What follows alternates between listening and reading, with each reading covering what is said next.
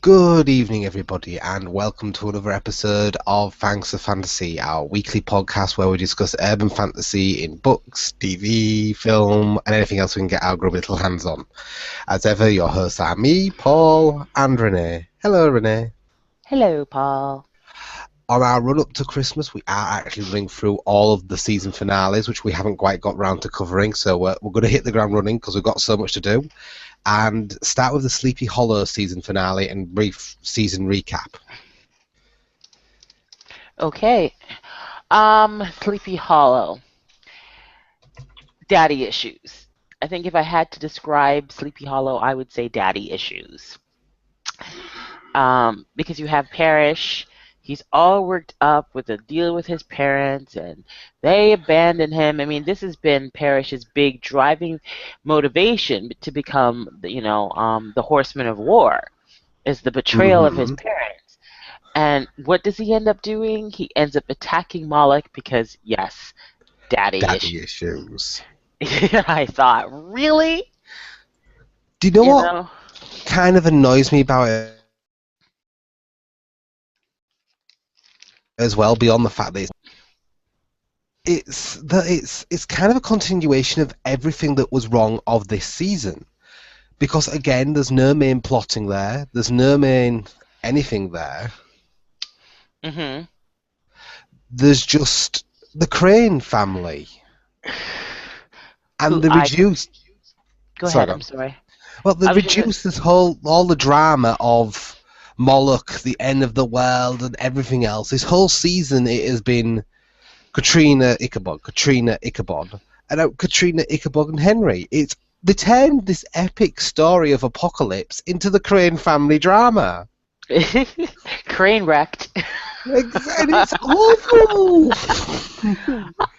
The problem is, I don't really care. And I'm exasperated with Ichabod hmm because of, first of all, him asking Holly what his intentions are towards Abby. Then the whole, I'm just going to forgive Katrina and then I'm going to grump and grouse about it. I'm going to forgive her and then I'm going to complain and whine about it. Even though she has lied to him time and time again. Um, it's ridiculous. And at the very end, what does he do? He offers once again to sacrifice himself for Katrina. Get real. hmm Why aren't And these two in divorce court? and why wasn't Henry stabbed repeatedly with a sharp thing? Because ah. Because fruit of my womb is precious and can't possibly be evil. Oh, God, that was in this case of how dare you put your family drama and this son you've never even met ahead of the fate of the entire world. Who is, by the way, the horseman of freaking war? I mean, I there's no quaffle of he could be bad, maybe, maybe not. He's the horseman of freaking war. There's no doubt he is evil. exactly, and I could have swallowed this if it was one thing in the season, but this falls an entire season of listening to Ichabod whine about Katrina, them both whine about Henry, and Katrina generally be the most useless, horrendous character I think I've ever had the displeasure to watch. I actually wondered if she was working for the other side because she was so incompetent. That's the only way Exactly. her character could have been salvaged for me to find out that, yes, indeed, she was working for Moloch, and that is why she was so incompetent. Because, let's face it, as an insider, all she managed to do was send Crane a love letter. That's it. Exactly. I'm a spy. What have you learned? I've learned that I still love you, Ichabod. Really? Really? This is it? This is the best you can do? You know what? Snow White did accomplish more living with the seven dwarfs than she did living with Moloch. It's ridiculous. She managed to say, I'm going to spy. Well, what did you achieve during your period of espionage? I gave birth to and nurtured Moloch. Yes. Oh, Yes. don't forget, I opened up a mirror so that Parrish could spy on my husband and Abby because I'm brilliant that way. Forget It, that one. it was so. I also, because of my past act of murder, I also managed to have a murder ghost running around I needed rescuing from. hmm She is actually comic relief at this point, but I don't think the show writers realise she's comic relief. I don't understand it. I really don't understand it. And while we're laughing at the awfulness, it is, as we've discussed in the previous podcasts, I don't think we need to rehash entirely, but the same thing applies again. Though they try to pull it back in the last couple of episodes, this focusing on the crane wreck meant no Abby, very little Abby, no Jenny, very little Frank until they killed him off. Oh, don't even get me started. They need to resurrect him yesterday. Even very little Reyes, and with extra doses of Hawley, which nobody needs. Holly was there so that there could be some potential angst between the sisters, and that's not necessary. Jenny and Abby work together beautifully. They have enough history there to build upon. They don't need Holly in the middle of that shit. Absolutely not. And ultimately, there was one episode this season, the one with their mother, which actually meaningfully focused on Abby and Jenny and the whole witnesses as well.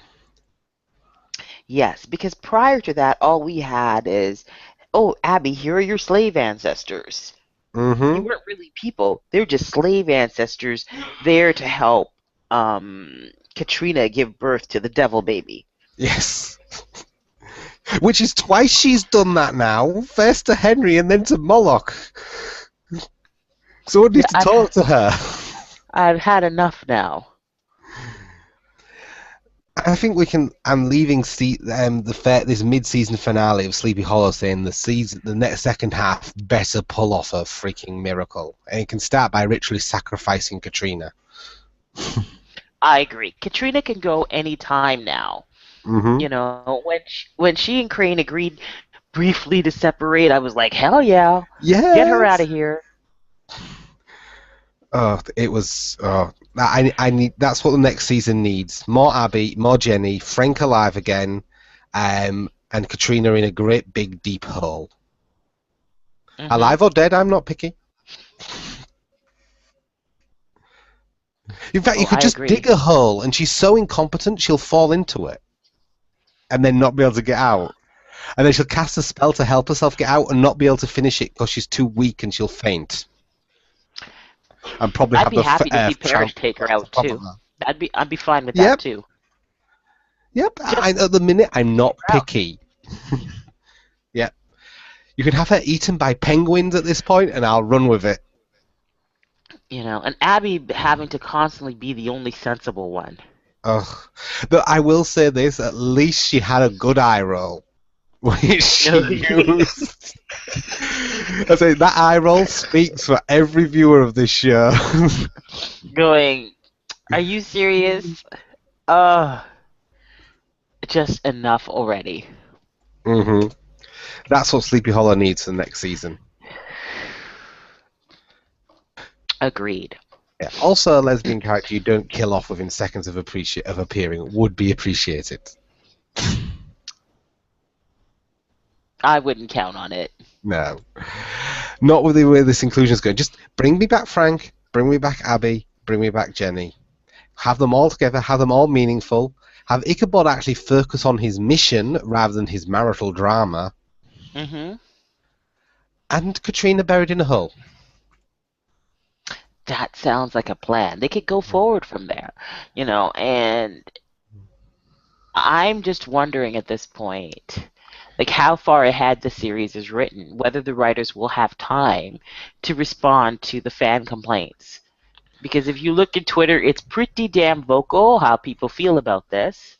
Mm-hmm. So will they, you know, and once people get that, the idea of it's a switch and bait, they're out. Yeah. I think they need to do something, otherwise they may... I think they'll get a season 3, but they'll need to pull off something more to get a season 4. Yes, because they're going to find themselves in a precarious situation. It's very hard to win back people after you piss them off. Exactly. And they have done a lot to upset their fan base. Trust is hard to gain and very easy to lose, and it is lost. They're going to have to pull something up. So, Sleepy Hollow, we are watching, and we are not amused. Not amused. Not amused. Um, moving on. Yes? Grim. Oh dear. Can I just say it's about time freaking Wu found out, but I hate the way he found out. Mm-hmm. They had ample opportunity to sit down with him, and he allowed the man to be hospitalized and take drugs that he didn't need, to question his sanity for weeks on end, and only when they were pushed absolutely up against the wall did either of them think, hey, maybe we should say something. And now the way they depicted it now is Wu is, to use a colloquial term, losing his mind and perhaps even becoming violent with it. Well, yeah, he's in the drunk tank. I think they're going to either turn him into a complete wreck or maybe even an antagonist. They should have told him. Because I was getting tired of him showing up to make snarky comments and then disappearing. I think we had one episode that focused more on him, and that was the time when they should have told him and brought him into the fold. I wonder if it's because they don't want to enlarge his character and just have him for comic relief. Do they think the main cast is quite full? Because, yeah, the main cast is quite weighty, but I think it could have taken Wu, because the main cast is weighty, but they're not all there at the same time. Mm-hmm. They all have their own circles. And you could always move other people into the background, like Juliet, unless you actually get something to do. Well, I think that's why Juliet is now a hexen beast. I don't know whether I dare be hopeful about it, because I want to be hopeful about it, but then I think it's just going to be another excuse for Juliet to wail in a corner and maybe wish that she had a normal wife, and then have Nick be all guilty for the evil sex he forced on her. Oh, that's exactly what's going to happen. You're going to Yeah. see Nick angst and Nick guilt and then more relationship drama. Nick might even have to move out for a little while. Yes, exactly. So shit happens to Juliet, she blames Nick. I mean, this is what happens all the time. Shit happens to Nick, she blames Nick. Well, yes, I mean, we saw Nick get raped, but somehow Nick's rape is all about Juliet. I like the reconciliation scene. Oh, it's okay. I'm going to enjoy it. Well, you're not the one having sex with someone who looks like your worst enemy. No one doubted you'd enjoy it, dear. Oh, of course. It doesn't help that you're talking about him having an affair. So, yeah, not only are you saying, yeah, you've got to have sex with your worst enemy, deal with it, but you're also saying, I still count this as an affair, even if I'm Well, giving you yeah, this is permission. the It's only going, time wow. I'm going to allow you to sleep with another woman. What the hell was that? I found Exactly. myself really disliking her.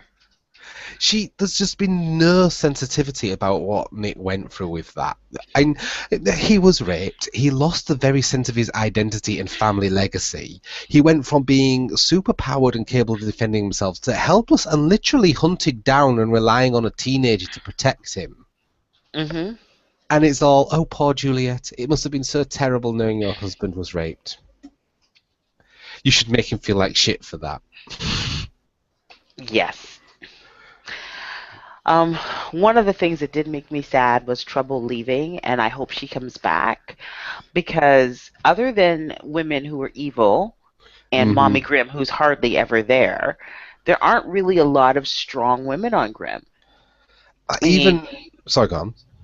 if you think about it, Rosalie is in a helper traditional femme role, Hmm. and Juliet's off in the corner whining and carrying on, and then you have Adeline, the evil one. The Where evil is the seductress, no less. yes, the whore? Right, yes. Where is the strong, regular female character?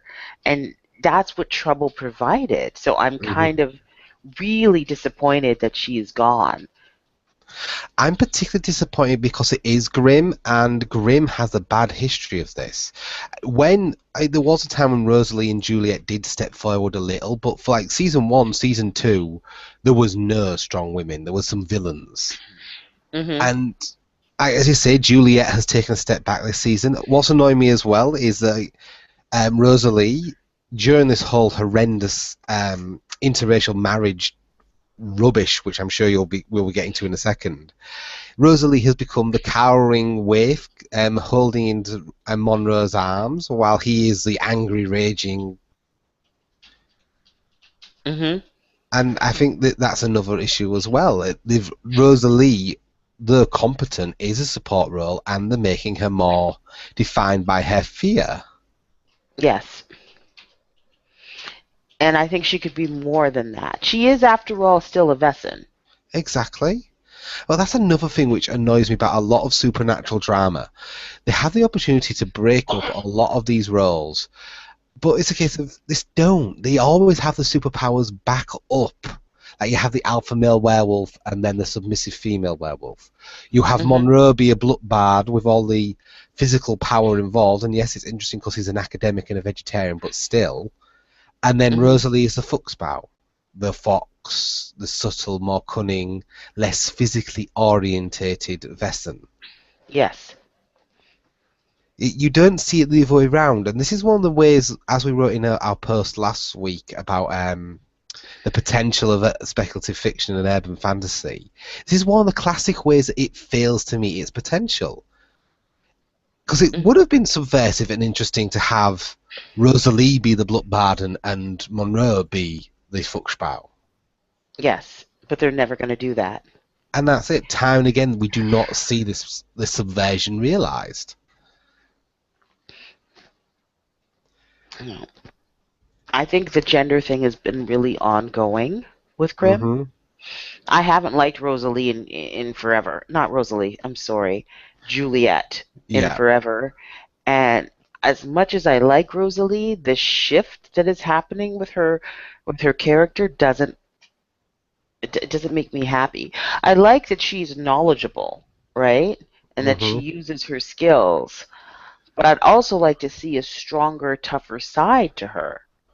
Yeah.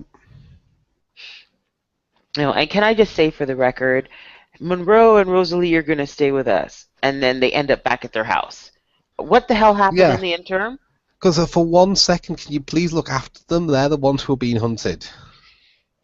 We're just going to leave some cop outside who has no idea what's going on Mm-hmm. w- with a bunch of superpowered, pissed off Vesson coming to the house. I mean, how do you even sell it? Is it they're being threatened? What for? We can't tell you. Who by? We can't tell you. Is it It what makes should I no look out sense for? I can't tell you. because it makes no sense. And it's annoying because it feeds into this whole thing of Rosalie and Monroe being such an afterthought in Nick's life. I don't believe that they're friends. Hmm. It doesn't Really and feel like truly. it. It's a one sided relationship. I don't like it. And of course, this plotline also brings up the Burning Cross. Oh my God, the faux interracial relationship. They need to stop that shit. Stop appropriating people's experiences. Even today, it's not always easy to be in an interracial relationship. We're not as far progressed as some would have us believe.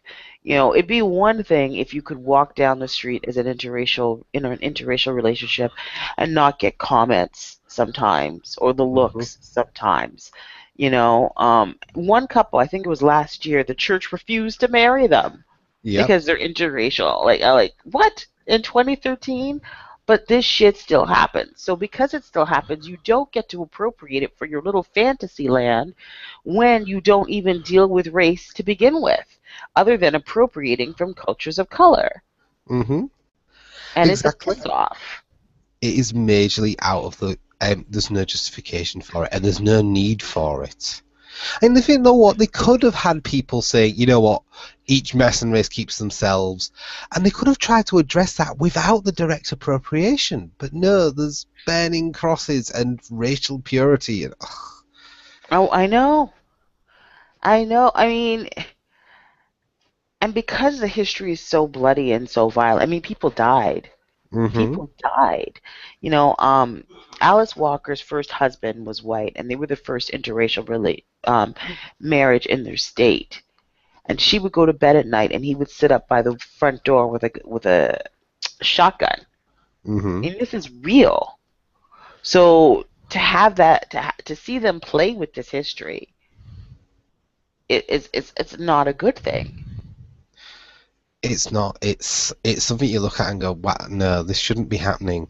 Particularly on Grimm, which has done very little to develop its own people of color. Hank still hasn't really gone anywhere. We still know nothing about his life, and we've already discussed the problems of Wu.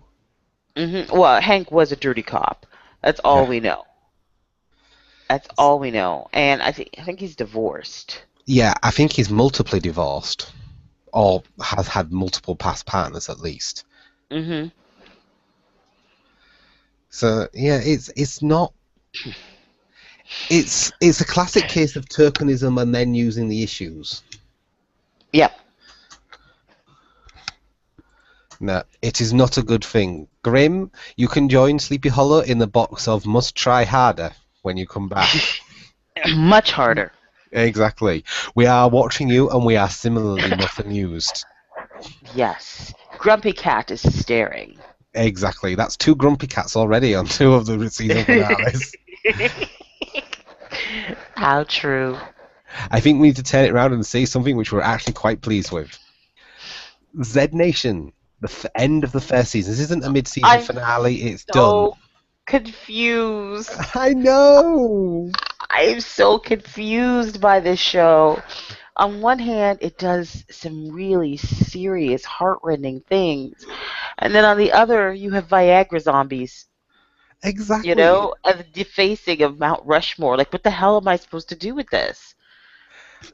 And sometimes it works. Sometimes they actually do manage to mesh these two parts together, but a lot of the time it really doesn't. And I'm getting thematic whiplash from this show because I don't know if it wants me to hide under my chair crying piteously or laugh uproariously or both. I don't know. And I don't think the writers know either, to be perfectly honest with you. I think they're just as confused as we are. On one hand, they're going up against a juggernaut in The Walking Dead. Yeah, All right. And when you have something like that, you have to be very careful to not look the same. Otherwise, people don't have a reason to watch.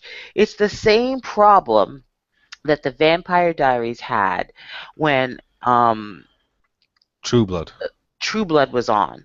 And they separated them, like True Blood was in the summer and the Vampire Diaries was in the fall, and one was very teen and one was very adult. They went to great pains to separate so you'd understand that you're watching a vampire show, but very different. And I can Hmm. see that Zed Nation is trying to do the same thing. Basically, this is not your Walking Dead. Watch us steal from every zombie movie that you can ever remember, But it's not Walking Dead. but it's not Walking Dead.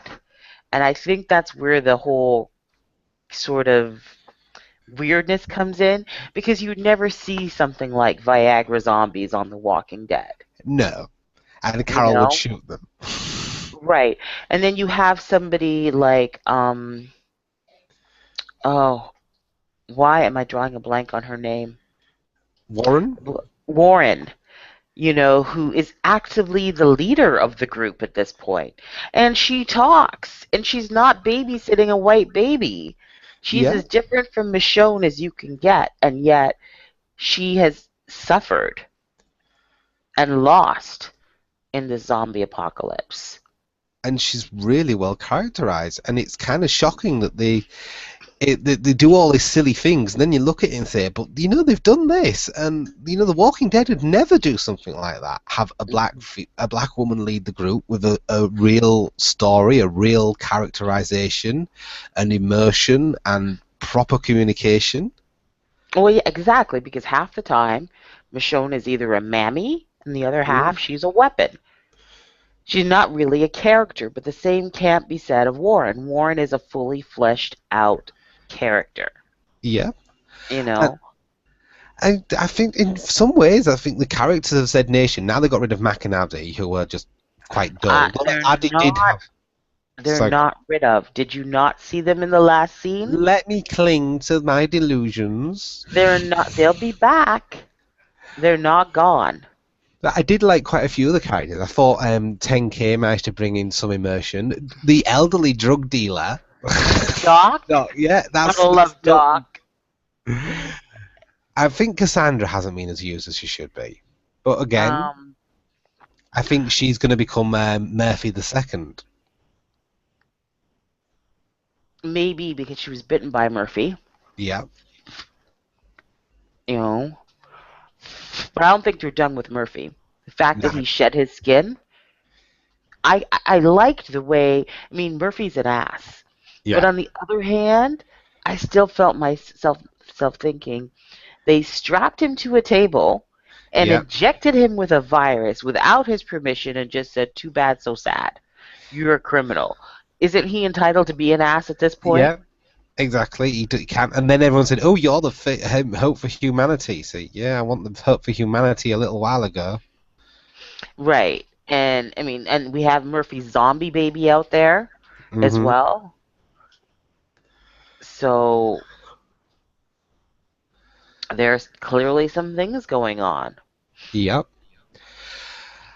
I also think they've realized some of the other decent potentials of the apocalypse, which I quite like. Like uh, the nuclear plant.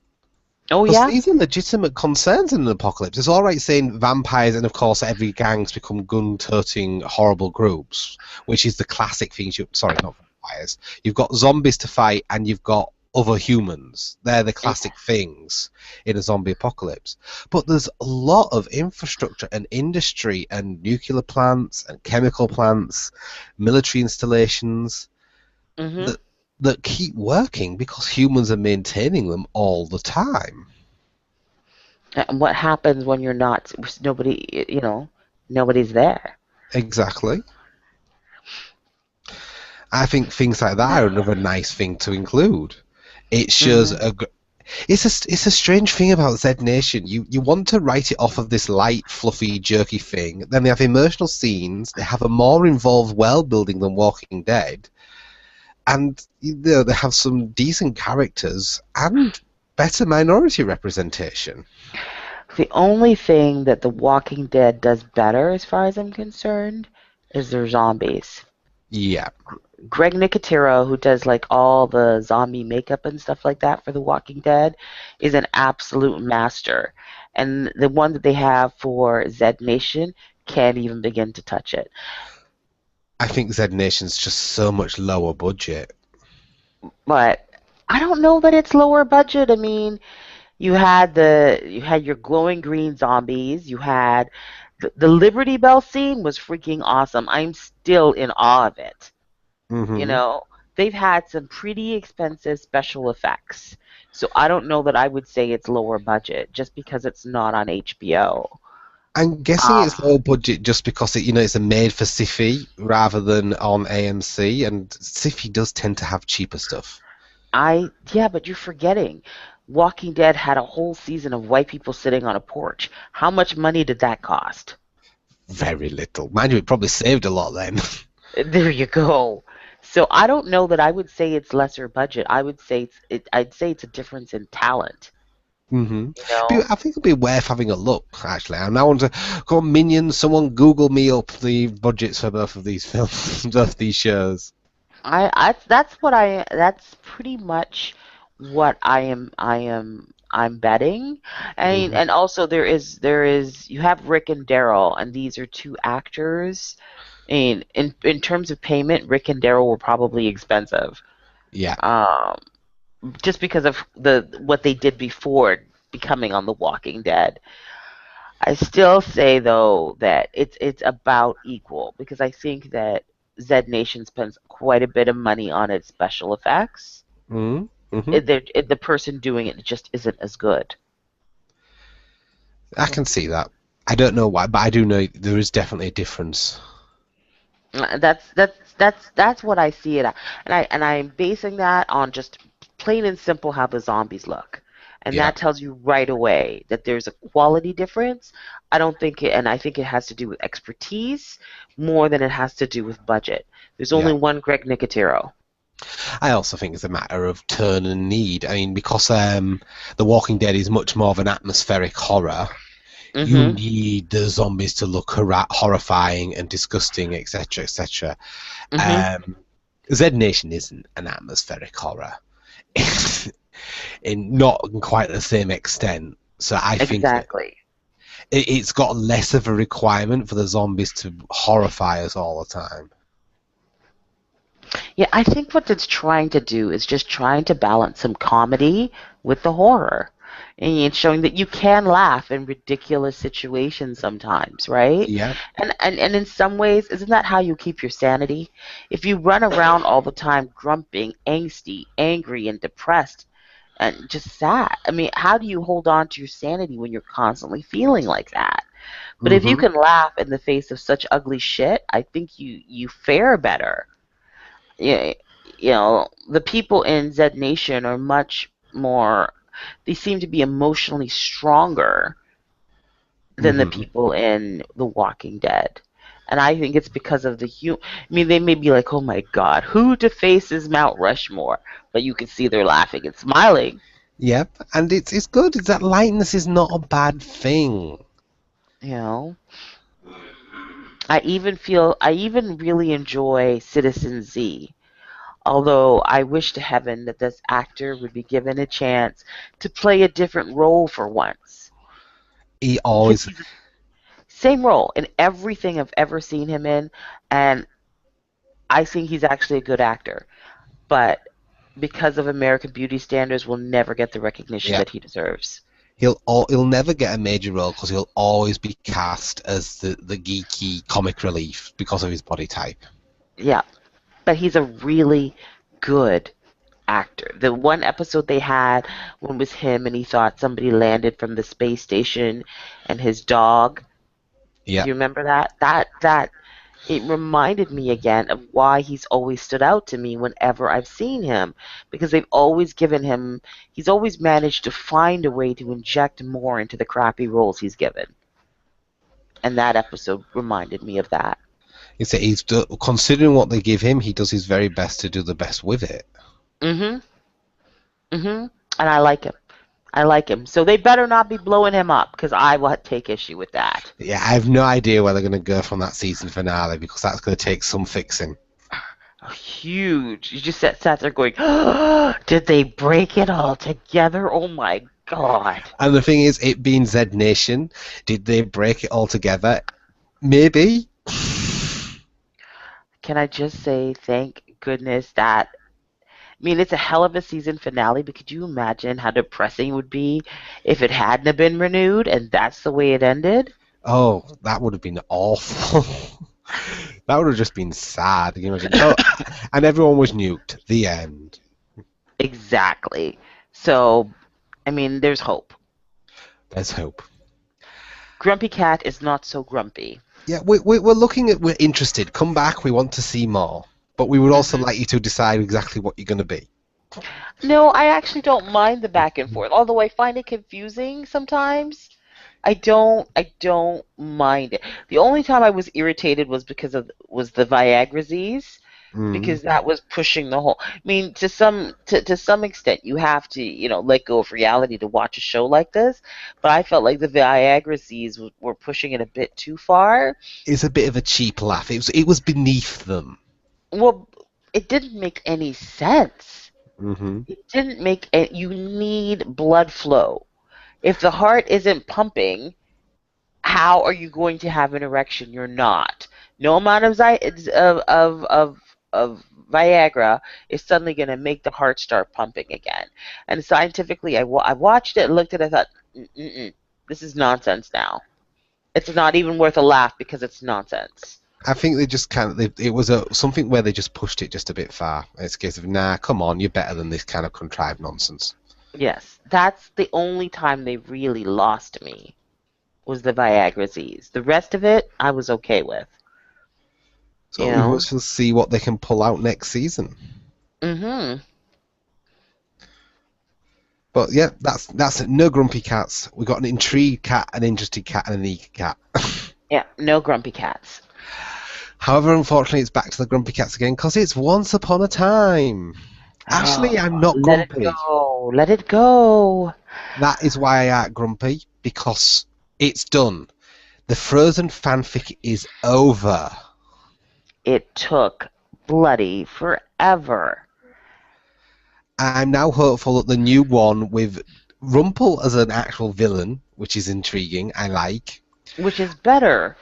Hmm. Better. Let's face it, Rumple is made to be Rumple. And I know I can't invest in his relationship with Belle. I just can't. I'm not a big fan. But we've got Rumpel as a villain. The three new villains I'm much more in favour of because they're classic. And they're not Yes. just a recent fanfic. And I think that fits Once Upon a Time so much better than what we've seen for a while. Oh, Cruella de Vil. And we also have a coherent storyline which everyone's involved in. This rewriting of the book is something which Hmm. involves Emma, it involves Regina, it involves Henry, it involves Rumpel, and obviously that'll involve Belle. All of the main characters are involved in this. There's no new characters taking up space for no good reason. I'm hopeful because I think Once Upon a Time's back on track. I hope so. I really hope so because it was really hard to keep watching the Frozen fanfic. Um, and every week it really felt torturous because I didn't care. I didn't like the movie. I was worried when I saw Maleficent, actually, because I thought, oh no, they're going to do it. They're going to do, because remember, it was Yeah. Frozen, and then Maleficent came out, and I thought, are you really going to do another Disney movie? Really? I think we dodged that bullet apart from anything else because it's Christian Bauer Van Straten and she's just a villain. Isn't she just awesome, though? she, Although I saw her, and all that went through my mind is Pam! Bam! Pam! She is an awesome Maleficent though, so I am just sold on this one. She's always going to be Pam to me. I don't care how many horns she wears on her head. But I am hopeful now, but the Frozen one was bad, and it was also badly written. And they didn't develop Rumpel properly because we were all looking at Elsa and the ice magic. Ingrid just Hmm. went from "I'm evil, I'm evil, I'm evil." Oh no, I'm sorry, dead. Say what? I actually stopped and rewound it again, saying, "Did that just happen? Did you really just clumsily finish your storyline like that?" I'm going to sacrifice myself. You know, why? When did that happen? What happened? This change of heart, one letter? That's all it took. Hmm. And Although I have to say, Aine, it's not the actress's fault. She's actually a really great she actress. is. She's a good She just actress. got stuck with a shitty role. That's I all there think is to that. I get the really strong impression that they probably had a season 4 planned, and then Frozen became the big hit it did, and it's like they rewrote it at the last minute because it felt rushed. It felt phoned in. And it's like Arendelle. Anyone walks into Arendelle, I'm king. What? All the guards just say, okay then, I'm king now. Fine. He's like, what? How does so? And there's Anna and Elsa sneaking through the castle to avoid the guards. Why? They're your guards. None of it made sense. Although I have to say, the one I'm most happy to see the back of is Hans. Christoph or Hans. So Kristoff. Kristoff. I'm very happy to see the back of Kristoff. I'm happy to see the back of Anna because Anna got on my very last nerve. They were so desperate. I think it was the all out desperation to connect everybody, Mm-hmm. and having to rewrite the backstory so that the ladies from Arendelle were interacting with people and nobody gives a shit. Excuse me. At least, sorry, go on. But I think that there's potential when adding the wizard storyline. Mm-hmm. That has potential. It says this is what the worst thing you can say about the Frozen storyline. It made me miss Mary Margaret. That's saying something. Yeah, I actually thought, can we have less Frozen and more of the Charmings? And I hate the Charmings. Oh, such red, wet lettuce. I also Although I did like Mary Margaret finding out it's rough to run a town. exactly though. I also like the fact that she and Regina snacked back and forth a little bit, and there's Regina. Oh, it's actually hard to run a town, isn't it? Say, well, it's probably harder for me because you only had to worry about one villain, and it was you. Also, we need more of the knave. Yeah, I think again that's another last minute thing. They rescued him for Once Upon a Time in Wonderland because they didn't want rid of him, but at the moment they don't really have anything to do with him yet. But they don't want to lose the character. Well, especially now, it's going to be more difficult with Robin Hood off with Marion, which that broke my heart to see him leave with her. It was really well acted. I was both thought it was so sad and tragic, but I was also frustrated because it's like put Marion back in stasis. You don't know about the modern world either, so you're not the one to accompany her. Do you not do something other than Regina sacrificing again? But see, they are giving Regina the most painful path to redemption possible. And I think it's because they're going to keep Regina on the side of the good. Yeah, I really do. Whereas I think that's part of the reason why Rumple had such an easy time because Rumple was never going to stay good. It yeah. was the case of we trusted you and look what you did. He didn't have to earn anything, hmm you know? Whereas she has constantly had to sacrifice. I Mhm. do think in some ways though there is a sense of oh, what do you call it? There's a sense of why everything not everything has to be a sacrifice, and it's okay if I think this is another message I hate with the whole storyline is this idea of happiness happens if you're a good person and then the universe will arrange it. Regina's not allowed to look for happiness or fight for happiness or Uh, take happiness. Unlike the wet lettuce couple, Yeah. only they're allowed to fight for their happiness. Everybody else, if you do it, you're evil. Yeah, and I think it works very badly, particularly given the whole message of fairy tales of female passivity anyway. You Mhm. stop, you be good, you be passive, you wait, and then happiness comes to you. Mhm. And I And don't I would think it would Regina wouldn't have been a villain if when Marion said, yes, I'm stepping aside, she looked for a way to make that relationship happen. Apart from anything else, let's face it, it's not like Marion and Robin and Roland are going to have the most healthy of families at the moment. well, he doesn't love her, and she knows he doesn't love her. Yes, So, exactly. He's going to say, and now we're moving to New York. What are we doing in New York, Robin? I'm going to sit in the corner pining after the woman I really love. So, yeah, this is going to get old fast. well, precisely, I precisely. his wife and son just saw him make out with Regina and to say goodbye right in front of them. It's like awkward. Oh, I know. And then he walks away with his arm around her. I'd have been like, "Don't touch me." What the hell? Yeah, exactly. I You mean, know? I can see it because it was all very touching, and it is a really. Do you know what it reminded me of? It reminded me of in Teen Wolf when oh Allison died. It's because you're No, the only no. man. You're the only man I ever loved, and as a current boyfriend stood right there because awkward. Ooh, yes, I know. Which for me kind of ruined the whole emotion of her dying because I you're was like, laughing. oh dear. Oh dear.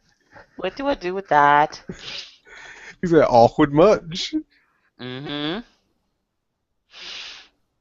Oh, very much, very much. That's just So, killer. but I actually quite liked how the season ended. I thought it was it picks up a lot on it. It's actually made me really hopeful for the next season. I will say though, again, once upon a time your inclusion is awful. Well, where's Mulan? She fell in the plot box. It's like She's she doesn't exist. I'm assuming she was one of the flying monkeys that ended up dying. I want to see her come back. And you know the other character I really miss? I miss Ruby. Yeah. I like to see her around as well. She seems to really I mean, and Granny shows up to feed people, but I think Ruby and Granny were interesting characters that just sort of, fell off the face for Hmm. whatever reason. I think Ruby, the actress, moved on. Oh, well, it's kind of a shame because I liked her. Yeah. I missed Mulan. Regina spent too much time in the background. Marion was another woman who spent the whole time literally frozen. Yes. So, Yeah. And also, I don't like the idea that you have two women of color fighting over the white guy. He's yeah. not that precious. Have you looked at him? No, That's it's what I keep consider thinking. what else is there. I mean, the knave. Hmm. What are you even looking at Robin Hood for when the knave is there? Holy hell. You've got Will and you've got Killian, and like everyone else is way back in line. Hmm. And can I just say, I'm kind of happy, however, that they've done away with a lot of the huggy, kissy, sex scene stuff that they had the Charmans doing for a while. Only because knowing that these two are actually a couple, she just had his baby. That's why the pregnancy was written in. Hmm. She was actually pregnant with Charming's baby. It feels Creepy. kind of creepy to watch them do anything because I'm like, am I seeing something I shouldn't be seeing? It's just icky. It's To be one of honest, those times I wish I didn't know. I've been kind of happy that they've downplayed. I mean, even though they put Regina in the background, which I wish they hadn't done, and they downplayed, or they didn't focus so much on Emma and Mm. Killian's relationship. There was actually quite a downplaying of the romance, which I suppose is part of the Frozen theme. I'm You actually have to. I'm Yeah. quite happy about it though, because at the moment, with what we've been watching, I watched Witches of Eastend and I watched Vampire Diaries, and the gods. One show which doesn't actually have that much romance everywhere, shape and form, is actually quite nice.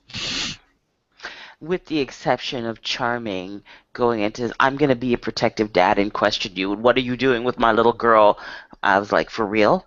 Particularly since she's a woman in her 30s. You need to stop that. Yeah, and You you know know, what? but It is Killian. He's a pirate. of course he's up to no good. Just accept it and move on, and she could deal with the Yeah, consequences. he's a pirate. However, he looks damn good in the eyeliner. Mm-hmm. And can I throw out there that I totally loved Belle kicking him out of town?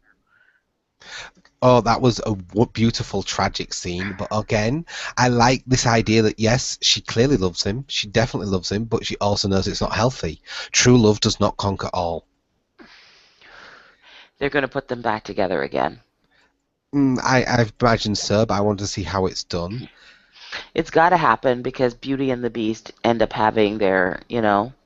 Oh, we don't know. We don't know what. I would like to see them do something clever. I hope so, because that is another one of the destructive elements of fairy tales. True love conquers all. No, it doesn't. If the Mm. guy's an evil megalomaniac, is an evil megalomaniac. My bet is that the season cliffhanger is going to be Rumpel getting the book rewritten the exact way he wants and Belle being in love with him again. That's how they're going to fix that rift. Oh, that would be creepy. We will have to see. I'm betting any money that that's what happens. I'm going to do a reset and maybe have Henry the only one to figure out that, hey, some shit's wrong here. It wouldn't be a bad idea to focus a little more on Henry again, or on Emma, because I don't think she actually had that much chance as the savior this time, because we were doing all the Frozen fanfic thing. Hmm. But I think I can end on, for once more time, not a grumpy cat, because though I didn't like this season, I'm actually hopeful now. I will go with that. I love the ending, but it was a lot. I mean, we had to put up with a lot of garbage to get there. Yeah. So it was terrible, but next season I think might not be. One can only hope. We will have to hit our other season finales next week, but that's good because there's very little on this week coming. Hmm. Most of it's already gone, so we'll be easily able to fill up the others, except for ones where we have nothing to say, in which case we will say nothing about them.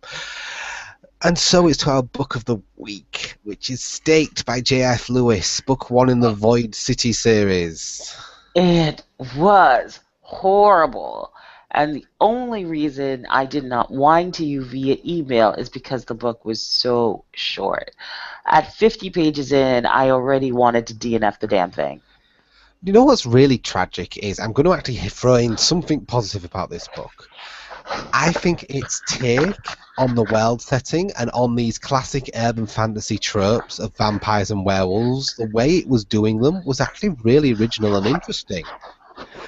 And I would really like to see more of this world and the way the vampires interact and the werewolves and their church. I thought that was all quite interestingly done. But then every single character I want to feed through a wood chipper. Particularly the protagonist, Eric, Anyway, who is easily one of the most unlikable characters I have ever read. Oh my goodness. The man is horrendous on every level. I can't Um, abide him. So gone. his treatment of women, just awful. And he has no basic competence. If you picture those horrible buddy movies which come out every now and again and they're all exactly the same, usually involve traveling somewhere while getting drunk and doing stupid things involving breasts. Hmm. He's like the sterner character from one of those movies, but given superpowers. The only Well, reason he's not dead is because he has superpowers. you can sort of give him a pass because you can see the author tried to make him disabled. The Mm. fact that he was embalmed affected his abilities, right? It gave him But acute memory loss. right, and the inability to tell, like, figure time and things like that. But they still went out of their way to say he's super special. He's even higher than a Vlad. Yeah, he has the super special woo woo, which is a classic Gary stew. But like even that disability, we can't remember so well. Even that doesn't explain, for example, why, like when the way he treats women, the way he treats Tabitha, and he's doing things. He's saying this is a bad idea. I know it's a bad idea, but he does it anyway. Like he creates a new vampire Tabitha, and then he completely ignores her and goes Mm-hmm. and sleeps with her baby sister. He goes, why? Creepy.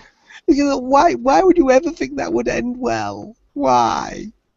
But that's just it. He knows it's not going to end well, but he does it anyway. And he knows the little sister is up to some kind of shit. But She knows too much. She's not right, and he knows it. And he still continues to sleep with her.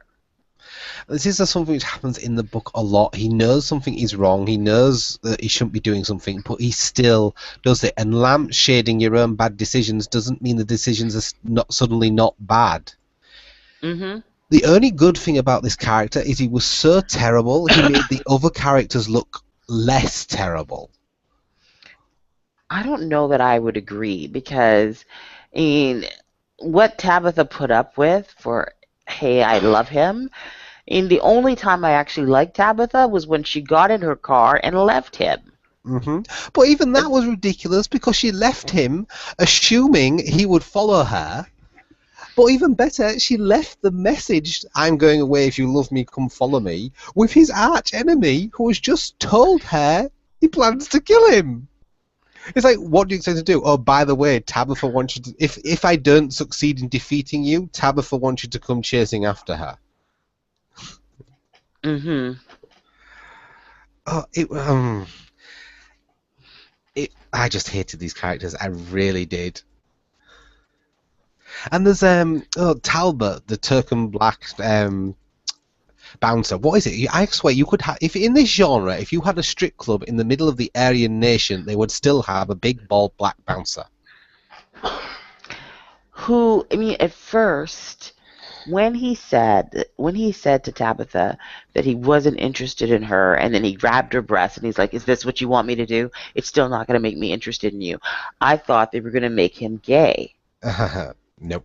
I did. I actually thought they were going to make him gay. And I thought, well, this may not be bad because then you'd have a character who isn't um as trope laden as you tend to see in this genre. By that I mean, the mincing and Yeah. the lisp and well, basically the Lord Akadama routine, because that is my guide for worst gay vampire, worst gay, not even just vampire, but just basically worst gay character.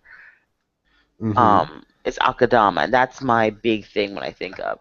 And I thought this would be really good if he were gay, but then he ended up sleeping with Tabitha anyway. And it's And I was clear like, he's not interested in guys. He's just not interested in people, except Tabitha. exactly. And I was really disappointed because I thought you have something here, and then you blew it. And he's also, I don't like the fact he's acting a fairly servile role. I want some explanation. Why is he following Eric around? Don't tell me it's because Eric's a wonderful person, because he isn't. And, Hmm. Eric just foisted Tabitha onto him to tutor. And not only does Talbot then become babysitter for Tabitha, but he's not even a competent one. And he actually fails to teach. I mean, no one in this book is competent. No one. Anything they set out to do, even the antagonist, his motivations doesn't really follow through very well. Hmm. Nobody in this book has anything like decent skills. The only advantage is occasionally it's a little funny with it, but that's about it. I did laugh when he kept hanging up on Talbot because apparently no one told him what he turned into. But yeah, it's a lot more bad than those tiny, tiny nuggets of good make up for.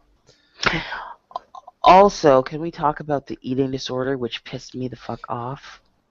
And Sorry to she's curse, but people die when it comes to eating disorders. People develop serious illnesses when it comes to eating disorders. Don't play with that shit for laughs. hmm To have a vampire, I mean, it's not mentioned a lot, thankfully, but to have a vampire, that's only because she doesn't take up a big role. To have a vampire show up and basically have them have an eating disorder, which is a fun way of saying she kills a lot of people and eats them. Hmm. It's a cheap attempt at laughs, and it's vicious and it's disrespectful, and it doesn't cover even close to the magnitude of it. I hated this book. It's not a book with redeeming features, and it's a And the shame thing because it is, had potential. you kept promising me that it was going to get better, and it never did. I'm It just going to say that for the record. I will say for the record, it started out DNF, and I think it crawled up to a 0.5 to 1 Fang. Ugh. So I didn't say it got good. just a little bit better. Exactly. I said it got better. I didn't say it got good. Is this a series? Please tell me this is a one-off. It is a series. Oh dear. Hmm. Yeah, I'm going to strongly dislike this one. Hmm. Well, we will give it. We never know. It might pick up in later in the series. Yeah, What are you smoking? If not, it'll give us plenty to snack. Well, we have to get through the torturous reading of it first. They're short. Well, thank goodness for that, because I don't think I could take a long version of this. Hmm. There's nothing about it that's redeeming whatsoever. It's just so Nothing. depressing because I do think it had potential, or there was a potential for potential there, but no. You know, I don't know that. I don't even know that I would say it was. But I'm telling you, by the about 50 pages in, I knew it was Drek. Hmm. Just Definitely knew it was Drek. Drek, and was not going to get any better. It was, and it was a case of forcing myself to continue to read it. I didn't have any trouble reading it, mainly because I was kind of like, oh, what is going to happen? Now what? Oh dear. See, I didn't care what happened. It's kind of like forcing yourself to take medicine, except I know it's not going to do me any good at the end of the day. Hmm. That's what this is like. Well, yeah, here's the plus side. It can get better. It will get better from here or it won't get any worse. I don't know. I'm not Anything is sure it can. possible. I think it can get worse. I mean, if you said a 1 to a point 5, there's room for it to be worse. We've had books where we have said we wish there was a negative rating. And I have the feeling this series will sink to that next. In which case we'll have more to snack about. See, there's a Oh, plus side. yeah, you. I'm calling you all kinds of names in my head. This is your fault. This is your series. I'm just saying. Mm, Yep. no, I don't know who got this one actually. This was you. This was not me. No, I I'm not would accepting blame until I'm sure. Actually, no. I would have gone for something steampunk. That's my thing. When given the opportunity, that's what I do. I get steampunk. Well, no, I'm pretty certain this isn't necessarily me. Yeah, this is you. But that's okay. You run from it all you want. No, I don't accept responsibility. I'm sure it was someone else. Mm-hmm. Okay then. Mm-hmm. I think that covers us. Anything else to say about this terror bad book? Other than this was your responsibility, nothing. No, refused all responsibility. Um, in which case we will cover the other season finales next week, which will be our last podcast before the holidays. After which we will be back on the of January, 6th or 7th, I think. 5th. 5th. Okay, I was close. It was Yeah, closer than. covers everything. Okay, if you say so. Our next book of the week is Erdin's Ravens by Kelly Armstrong and Melissa Marr. That's book 2 in the Black World Papers story series. We've Let's read book 1 recently. let's hope it goes somewhere. I hope so. So let's hope. Okay. And we shall see you all next week. As ever, you can find us on Fangs of Fantasy. That's www.fangsoffantasy.com. You can find us on Facebook, Twitter, Book Likes, Library Thing, Goodreads, occasionally on Tumblr, but we don't update that nearly enough. All under the name Fangs of Fantasy. On Twitter, that's Fangs number 4 Fantasy. And if all else fails, you can always email us. Our email address is on the blog. We're always happy to hear from you, and we will try and get back to anything sensible questions. Until then, I hope to see you all next week at the same time, same place. Have a good week, everybody. Bye.